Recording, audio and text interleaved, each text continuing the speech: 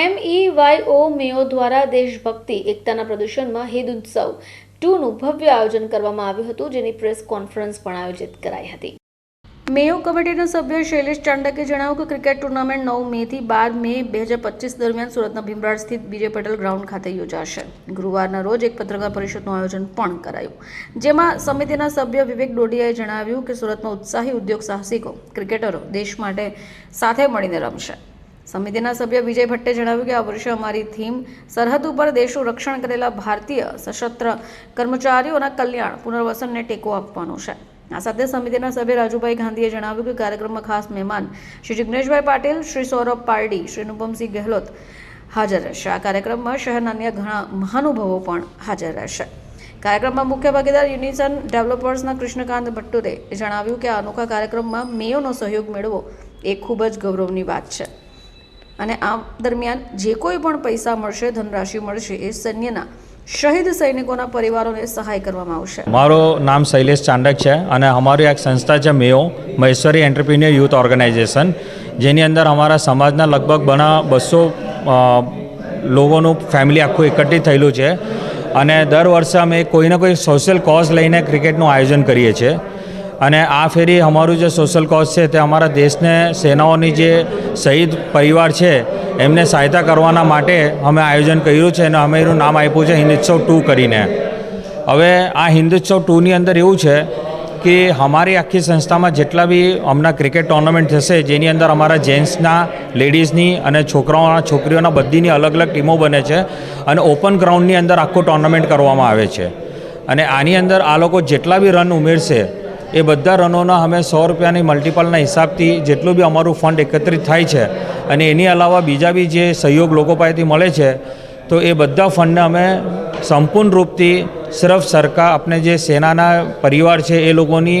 સહયોગમાં જ અમે મોકલાવીએ છીએ અને BSFના માધ્યમથી અને બીજી જે અમારી સેનાઓની સંસ્થાઓ છે એ માધ્યમથી અમે એ લોકો ફંડનું ત્યાં યોગદાન આપીએ છીએ।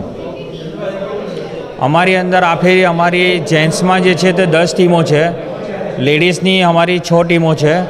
અને નાના છોકરાઓની 4 ટીમ અને નાની છોકરીઓની 2 ટીમ, એમ કરીને टोटल हमारी જે છે તે 20 ટીમોનું આ ફેરી टूर्नामेंट चालू है। मेयो का एक सभ्य हूँ और मेयो हमारा एक सामाजिक फैमिली क्लब है जिसमें 150 से अधिक परिवार जुड़े हुए हैं।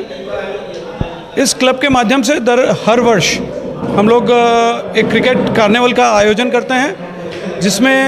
हमारे परिवार से न केवल पुरुष, हमारी महिलाएं एवं बच्चे भी इसमें पार्टिसिपेट करते हैं। लेकिन इस कार्निवल को सिर्फ खेल के रूप में नहीं लेकर हमने इसे सामाजिक उत्थान के रूप में भी जोड़ा है और समाज के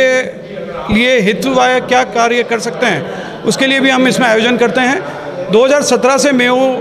कार्य कर रहा है, मेयो क्लब का गठन हुआ है। 2017 से आज तक एनवायरनमेंट के लिए, फिर कर्मयोगिनी करके एक हमारी महिलाओं के लिए एनवायरनमेंट का कार्यक्रम किया गया, जो बहुत ही सुंदर आयोजन था। उसके साथ में हम हिंदुत्सव करके ये कार्यक्रम जो इस वर्ष करने जा रहे हैं, जिसमें हम अपनी सशस्त्र सेनाओं के लिए हर रन पर 100 रुपये का अनुदान सहयोग राशि हम अपनी तरफ से देंगे और हमारी सेनाएं